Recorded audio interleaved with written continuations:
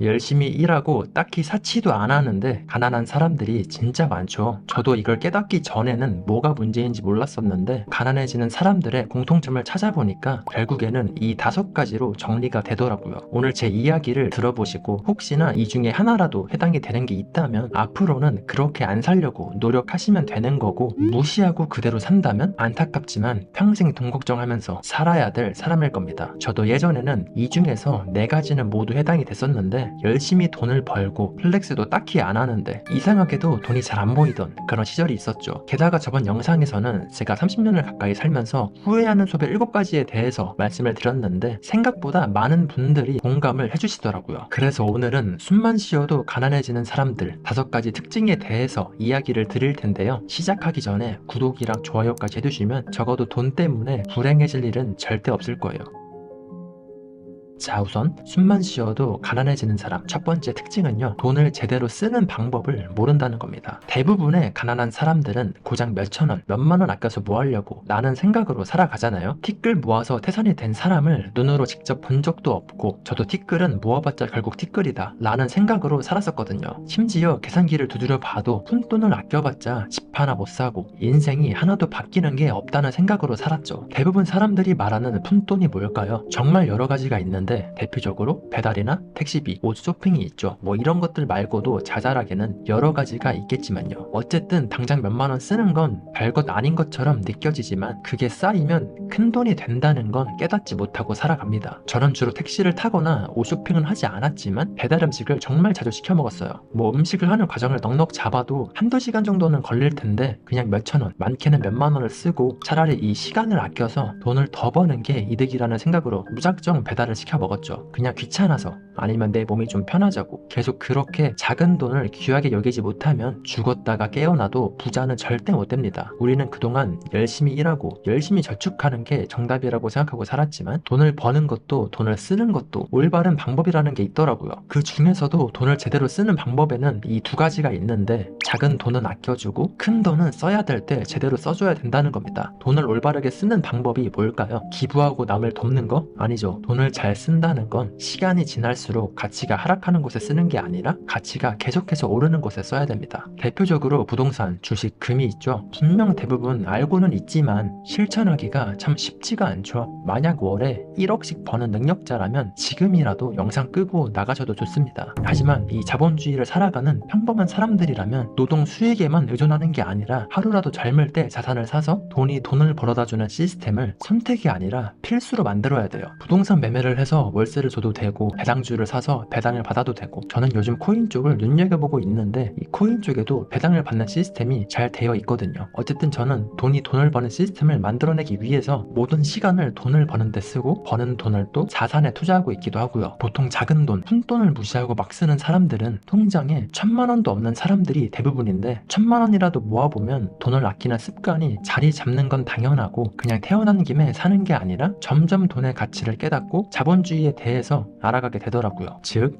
돈을 불리는 방법을 찾아보게 되거나 내 몸값을 높이는 법을 찾거나 아니면 뭐 남는 시간에 부업이라도 해보거나 뭐라도 시도를 해보면서 부자가 될 가능성이 조금이라도 높아지게 되더라고요. 요즘 시대에 금융 지식을 알려고 하지도 않고 그냥 당장 눈앞에 보이는 것만 쫓으면 결국 미래엔 돈 때문에 불행해집니다. 일단 무조건 절약해라 뭐 이런 게 아니라 귀찮아서 낭비가 되고 있던 그런 게으른 비용을 절약해서 시드를 만들고 그 시드로 자산을 사는 올바른 선택을 계속해서 쌓아가야 된다는 거죠. 그리고 숨만 쉬어도 가난해지는 사람 2번째 특징은 당장 필요하지도 않은 물건을 싸게 샀다고 좋아한다는 거예요. 예를 들면 구매할 계획이 없던 옷을 50% 세일을 하고 있다고 해서 생각 없이 사고 한두 번 입고 버리는 경우 말이죠. 저도 무신사에서 맨날 옷 살 때마다 할인하는 순서대로 골라서 샀었는데 그렇게 마음에도 들지 않는 옷을 사다 보니까 옷장에 옷은 분명히 많은데 맨날 이상하게 입을 옷이 없더라고요. 그렇게 계속 필요한 옷이 아니라 그냥 저렴해서 산 옷들만 쌓이니까 계속 또 쇼핑을 하게 되는 악순환에 빠지게 되더라고요. 이 소비라는 행위는 이성적인 것보단 감정의 영역에 더 가깝기 때문에 이런 경우가 진짜 많이 발생하는데, 저는 꼭 온라인 쇼핑 말고도 예를 들면 마트에 우유를 사러 갔다가 할인하는 고기나 과일을 보면 항상 사오는 버릇이 있었는데 막상 사오면은 당장 다 먹지를 못하니까 버리는 게 거의 절반이더라고요. 뭐 이런 것처럼 소비를 내 필요에 의해서 하는 게 아니라 저렴하다는 이유로 감정적으로 하는 게 생각보다 정말 정말 큰 문제입니다. 부자가 되는 첫걸음은 절약이라고 해도 과언이 아닌데 불필요한 소비들이 계속해서 쌓이게 된다면 사치는 하지도 않는데 이상하게 돈이 안 모이는 그런 악순환에 놓이게 되는 거죠. 그래서 소비를 할 때 저는 이 세 가지는 꼭 지키려고 하는데, 첫 번째는 진짜 나한테 꼭 필요한 물건인지, 그리고 두 번째는 내 한 달 예산을 초과하지는 않는지, 그리고 세 번째는 장바구니에 넣어놓고 일주일간 기다려보기. 뭐 이렇게 하면은 무작정 감정적으로 소비하는 게 아니라 진짜로 나한테 필요한 곳에 잘 쓰이게 되더라고요. 그리고 숨만 쉬어도 가난해지는 사람 특징 세 번째는요, 시간을 넣어서 푼돈을 아끼는데 인생을 낭비한다는 거예요. 분명 아까는 푼돈을 아끼라고 하더니 이게 무슨 소리인가 싶으실 텐데, 예를 들면 앱테크에서 몇백 원 벌려고 1시간 2시간을 낭비해버리는 경우 말이죠. 제가 예전에 앱테크에 또 미쳐서 살던 시절이 있었거든요. 그게 또 저는 남는 시간을 잘 활용하고 제가 똑똑한 사람이 된 것 같은 기분을 받기도 했고요. 걸으면 포인트를 주거나 아니면 네이버 포인트를 모으고 막 이런 게 엄청 많았어요. 제가 이런 어플 10개는 넘게 깔아서 해봤는데, 사실 그거 할 시간에 그냥 나가서 알바를 하는 게 훨씬 돈을 많이 버는 거였는데도 몇백 원, 몇천 원 아끼는데 최저시급도 안 나오는 짓을 미친 듯이 계속 하고 있었던 거죠. 뭐 이런 경우들 말고도 배달 시켜 먹을 때 어디가 더 싼지 찾느라 30분, 40분을 쓰거나 인터넷에서 최저가를 찾느라 두세 시간을 써버리는 경우도 많았죠. 아니면 배송비 좀 아껴보려다가 오히려 필요하지도 않은 물건을 더 사야 되는 경우도 생기기도 하고요. 여러분, 이걸 아셔야 돼요. 당장 몇백 원,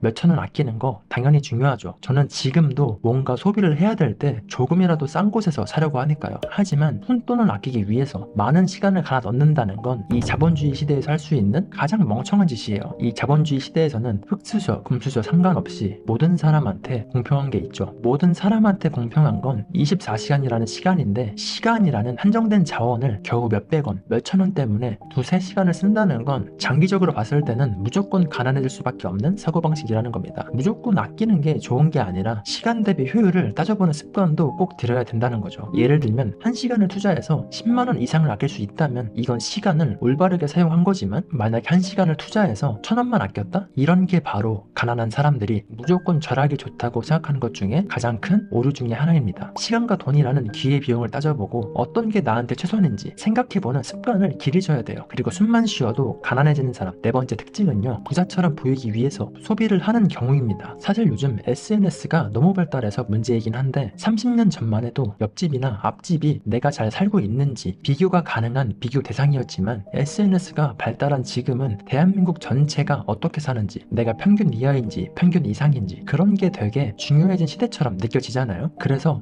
내 능력 대비 무리해서 좋은 차를 사고 좋은 집을 무리해서 가려고 하고 명품을 사고 오마카세를 가고 호캉스를 가고 해외여행을 가고 그렇죠. 실제로 제 주변 지인 중에 집이 잘 사는 것도 아니고 딱 봐도 어느 정도 돈을 버는지 눈에 훤히 보이는데 외제차에다가 투룸 오피스텔에서 월세로 살고 매주 파티 가고 술 마시고 그러더라고요. 아니 꼭 그런 게 아니더라도 인스타 스토리에 잘 살고 있는 것처럼 보이려고 호캉스 가고 해외여행 가고 고급 식당을 가는 게 진짜 최악 중에 최악이라고 생각해요. 이런 건 한 달에 몇만 원이 아니라 최소 몇십에서 몇백이 깨지니까요. 저도 예전에는 알바 두세 달에서 돈을 모은 다음에 명품을 샀던 적이 있었는데, 제가 어느 순간에 이걸 깨달은 뒤로부터는 남들한테 잘 사는 것처럼 보이는 걸 멈췄어요. 그게 뭐냐면, 어차피 남들은 남들이 어떻게 사는지 궁금한 게 아니라 내가 남들한테 어떻게 보여지는지 이런 걸 더 궁금해 한다는 거죠. 쉽게 말해서 내가 잘 사는 것처럼 보이는 게 중요한 거지, 남들이 뭘 먹던 뭘 사던 뭘 타고 다니던 부러워하는 게 아니라는 걸 알게 된 순간 남한테 잘 보이기 위한 소비는 모두 멈췄어요. 오히려 이런 거 살 돈으로 자산만 주구장창 사들이고 있습니다. 제가 어떤 방식으로 투자를 하고 있고 어떤 식으로 금융시장을 바라보는지에 대해서는 나중에 또 영상으로 제작해 볼 테니까 구독이랑 좋아요 해두시는 거 잊지 마시고요. 어쨌든 소비의 주체가 내가 아니라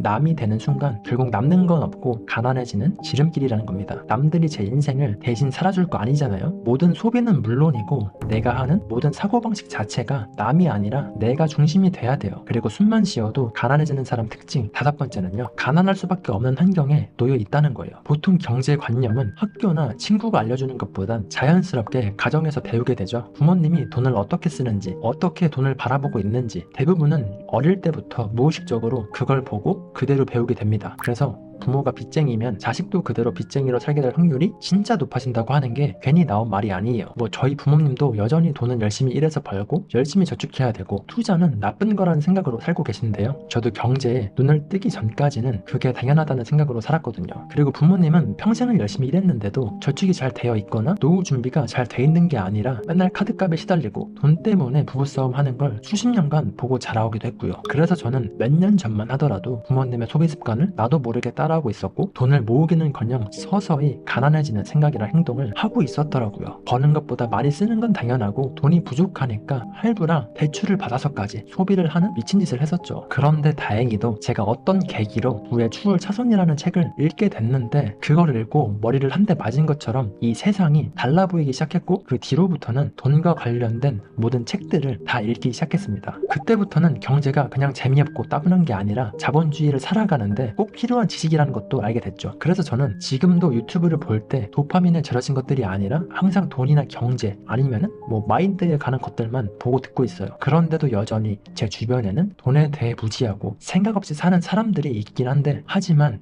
그 사람들을 보고 나도 모르게 영향을 받는 게 아니라 제가 보고 듣는 환경을 의도적으로 바꾸면서 생각과 행동을 바꾸니까 결국에는 시간이 지나서 부자가 될 수 있을 거란 확신으로 살아가고 있죠. 그만큼 환경이 진짜 중요하다고 생각해요. 저도 예전에는 숨만 쉬어도 가난해지는 사람 특징 5개 중에서 4개나 해당이 됐었는데 지금은 하나도 해당이 되지 않아요. 사실 오늘 말씀드린 게 대부분 사람들이 하고 있는 행동들이라서 그만큼 나랑 가깝게 지내는 사람들, 내가 지내는 환경이 어떤지에 따라서 앞으로의 내 인생이 결정된다는 거죠. 흘러가는 대로 사는 게 아니라 환경을 선택하셔야 됩니다. 생존이 아니라 성장하셔야 돼요. 오늘 영상을 요약해보자면 숨만 쉬어도 가난해지는 사람들의 5가지 특징이 있었는데 첫 번째는 돈을 올바르게 쓰는 방법을 모른다는 거였죠. 작은 돈은 아끼고 큰 돈은 올바르게 써줘야 됩니다. 무조건 절약해라가 아니라 불필요한 소비는 아끼고 돈을 벌어다주는 자산에 돈을 써야 된다는 거죠. 그리고 두 번째는 필요하지도 않은 물건을 사고 싸게 샀다고 좋아하는 사람들이었죠. 이 소비는 감정의 영역이라서 싸게 사면은 괜히 돈을 번 것 같아서 좋은데 결국에는 안 쓰거나 버리거나 하는 경우가 더 많더라고요. 그만큼 소비를 할 때는 나한테 꼭 필요한 소비인지 꼭 따져보는 습관을 기르는 게 중요합니다. 그리고 세 번째는 푼돈을 아끼는데 시간을 쓰는 사람들이에요. 작은 돈을 아끼는 건 당연히 중요하죠. 하지만 기회비용이라는 것도 따져봐야 돼요. 시간이라는 한정된 자원을 몇백원, 몇천원 아끼는데 쓰지 말라는 거죠. 1시간을 투자해서 1,000원을 아꼈다? 이런 게 바로 가난한 사고방식과 행동이라는 겁니다. 그리고 네 번째는 부자처럼 보이기 위한 소비인데 이게 어떻게 보면 가장 최악이기도 해요. 대표적으로는 카푸어,